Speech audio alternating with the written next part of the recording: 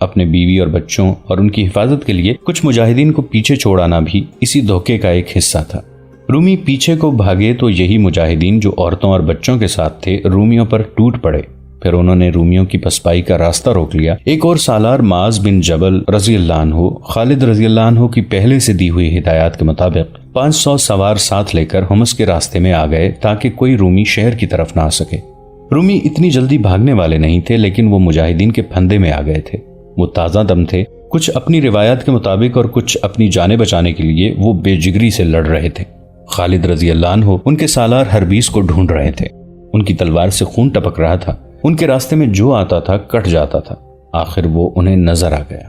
میں ہوں ابن الولید، خالد رضی اللہ عنہ نے للکار کر کہا۔ فارسیوں کا قاتل ابن الولید، رومیوں کا قاتل ابن الولید۔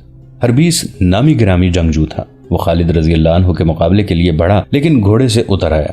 خالد رضی اللہ عنہ بھی گھوڑے سے اترے اور اس کی طرف بڑھے، لیکن ایک رومی دونوں کے درمیان آ گیا۔ 3-4 مورخوں نے یہ واقعہ بیان کیا ہے، لیکن اس رومی کا نام نہیں لکھا۔ اتنا ہی لکھا ہے کہ اس کا جسم پہلوانوں جیسا تھا اور وہ شیر کی طرح گرج کر لڑا کرتا تھا۔ رومی زبان میں وہ شیر کی مانند دھاڑنے والا کے نام سے مشہور تھا۔ تاریخوں میں یہ واقعہ اس طرح آیا ہے کہ یہ رومی اپنے سالار حربیس کو پیچھے ہٹا کر خالد رضی اللہ عنہ کے مقابلے میں آیا۔ 2-3 پینترے دونوں نے بدلے اور خالد رضی اللہ عنہ نے تلوار کا وار کیا۔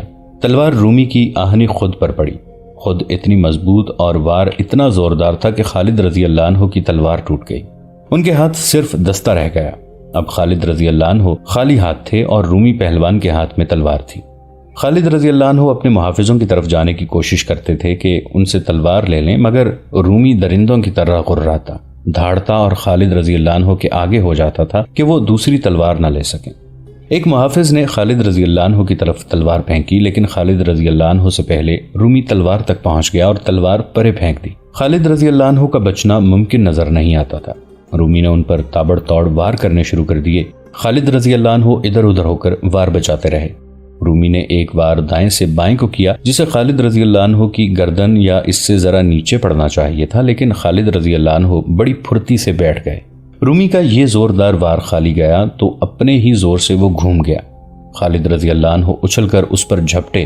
رومی پلک جھپکتے پھر گھوم گیا اور خالد رضی اللہ عنہ کے بازوں کے شکنجے میں آ گیا۔ اب صورت یہ تھی کہ دونوں کے سینے ملے ہوئے تھے اور رومی خالد رضی اللہ عنہ کے بازوؤں میں تھا۔ خالد رضی اللہ عنہ نے بازوؤں کو دبانا اور شکنجہ سخت کرنا شروع کر دیا۔ رومی خالد رضی اللہ عنہ کی گرفت سے بچنے کے لیے زور لگا رہا تھا، لیکن خالد رضی اللہ عنہ کی گرفت سخت ہوتی جا رہی تھی اور وہ اس قدر زور لگا رہے تھے کہ خون ان کے چہرے میں آ گیا اور چہرہ گہرا لال ہو گیا۔ رومی پہلوان کی آنکھیں باہر کو آنے لگیں، اس کی سانسیں رکنے لگیں اور چہرے پر تکلیف کا ایسا تاثر تھا کہ اس کے دانت بجنے لگے۔ مورخ واقدی نے لکھا ہے کہ رومی پہلوان کی پسلیاں ٹوٹنے لگیں۔ رومی اور زیادہ تڑپنے لگا۔ خالد رضی اللہ عنہ اور زیادہ زور سے اپنے بازوں کے شکنجے کو تنگ کرتے گئے۔ رومی کی پسلیاں ٹوٹتی گئیں اور اس کا تڑپنا ختم ہو گیا، حتیٰ کہ اس کا جسم بے جان ہو گیا۔ خالد رضی اللہ عنہ نے اسے چھوڑا تو وہ گر پڑا، وہ مر چکا تھا۔ خالد رضی اللہ عنہ نے اس رومی کی تلوار اٹھا لی اور حربیس کو للکارا، لیکن حربیس اپنے پہلوان کا انجام دیکھ کر وہاں سے کھسک گیا تھا۔ خالد رضی اللہ عنہ نے گھوڑے پر سوار ہو کر رومی پہلوان کی تلوار بلند کر کے لہرائی اور نعرہ لگایا۔ اس مقابلے کے دوران رومیوں کا قتل عام جاری رہا۔ ابو عبیدہ رضی اللہ عنہ کو پتہ چلا کہ خالد رضی اللہ عنہ نے رومی پہلوان کو کس طرح ہلاک کیا ہے تو وہ دوڑے آئے۔ خدا کی قسم ابو سلیمان، ابو عبیدہ رضی اللہ عنہ نے بڑے مسرور لہجے میں کہا، تو نے جو کہا تھا کر دکھایا ہے، تو نے ان کی کمر توڑ دی ہے۔ یہ بات اس طرح ہوئی تھی کہ خالد رضی اللہ عنہ نے جب گزشتہ روز محاصرہ اٹھا کر واپس جانے کی تجویز پیش کی تھی تو ابو عبیدہ رضی اللہ عنہ اور دوسرے سالاروں نے اس تجویز کو پسند نہیں کیا تھا۔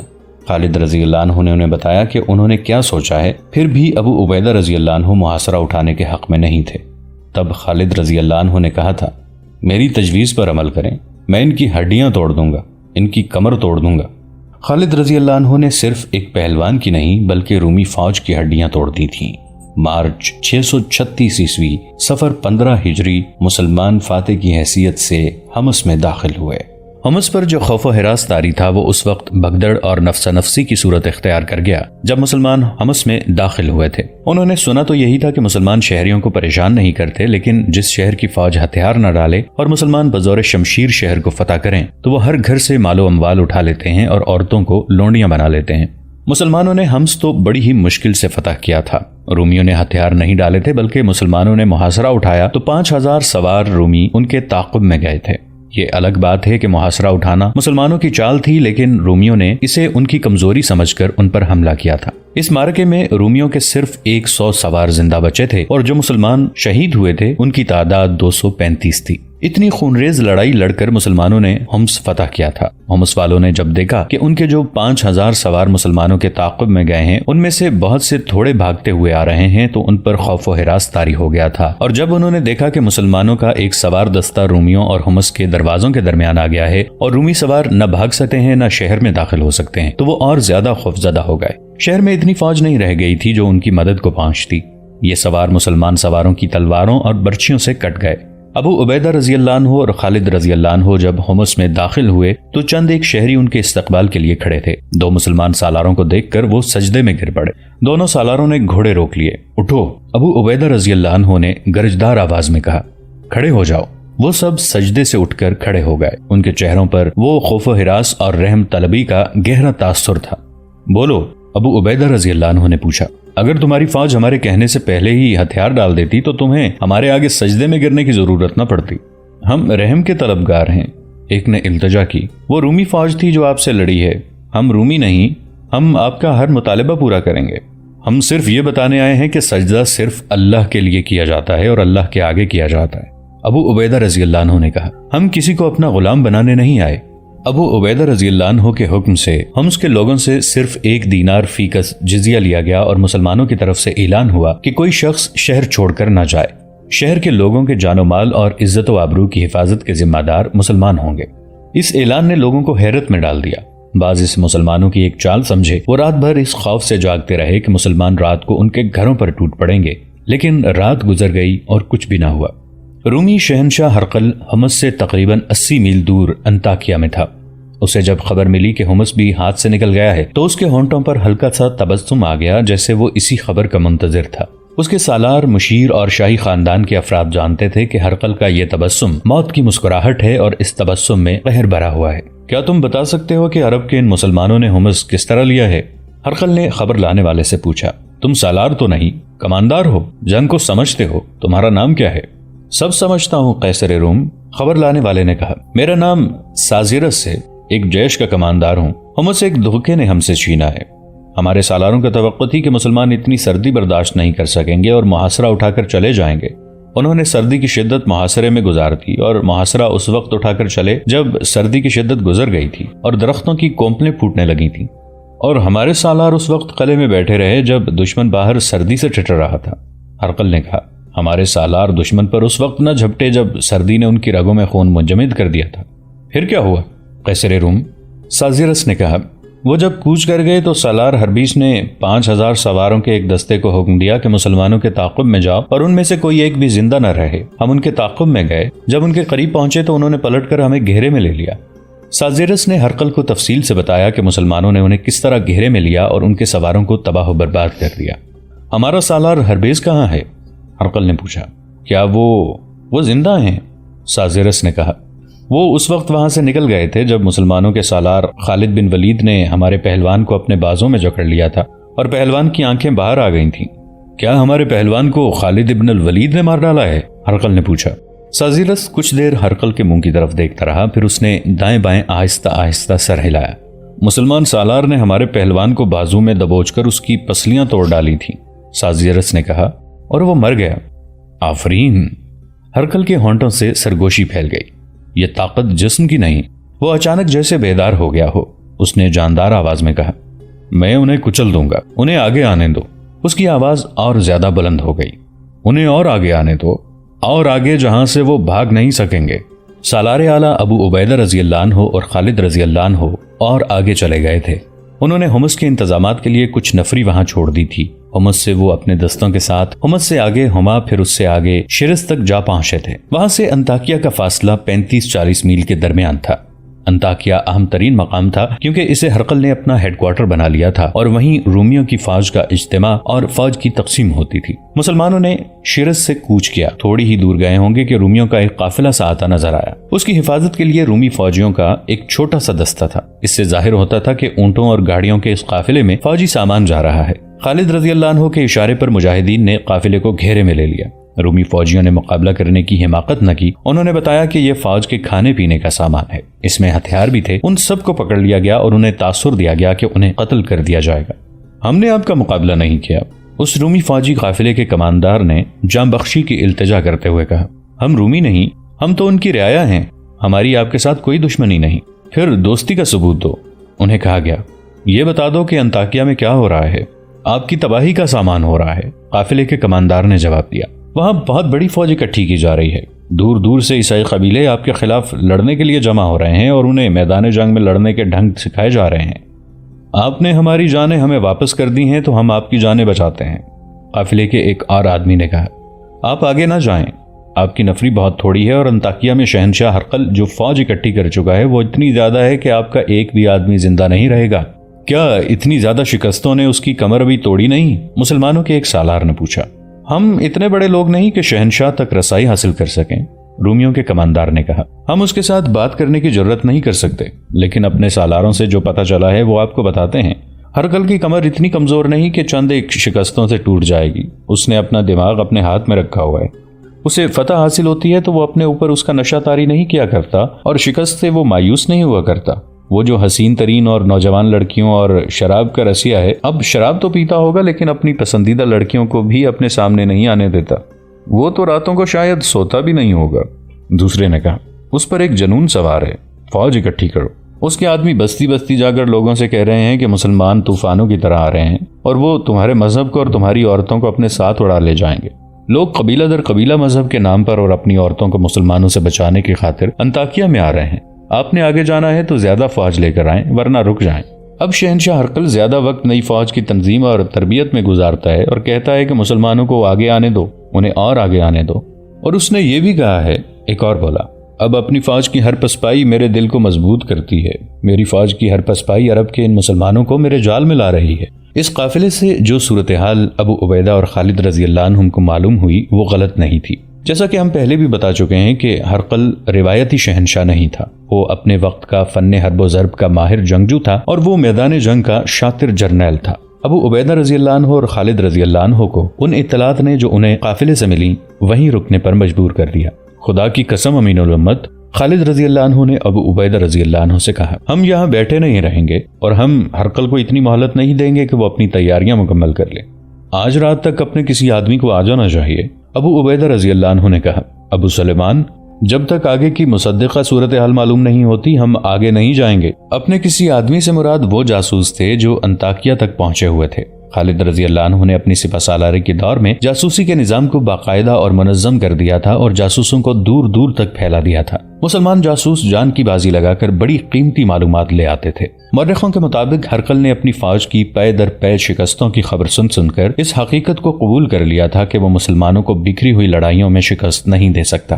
ایک شکستیں تو وہ تھیں جو رومی فوج کو خالد رضی اللہ عنہ پھر ابو عبیدہ رضی اللہ عنہ نے دی تھیں، اور دوسری وہ تھیں جو دوسرے سالار شام کے دوسرے علاقوں میں رومیوں کو دیتے چلے جا رہے تھے۔ مسلمانوں کو فیصلہ کن شکست دینے کا ایک ہی طریقہ تھا کہ انہیں کسی ایک میدان میں اکٹھا ہونے پر مجبور کیا جائے اور ان کے خلاف ان سے کئی گنا زیادہ فوج میدان میں اتاری جائے۔ چنانچہ اس نے نئی اور بہت بڑی فوج تیار کرنی شروع کر دی تھی۔ مسلمانوں نے جب ہومس پر قبضہ کیا اس وقت تک ان کی نئی فوج کی نفری 1.5 لاکھ ہو چکی تھی۔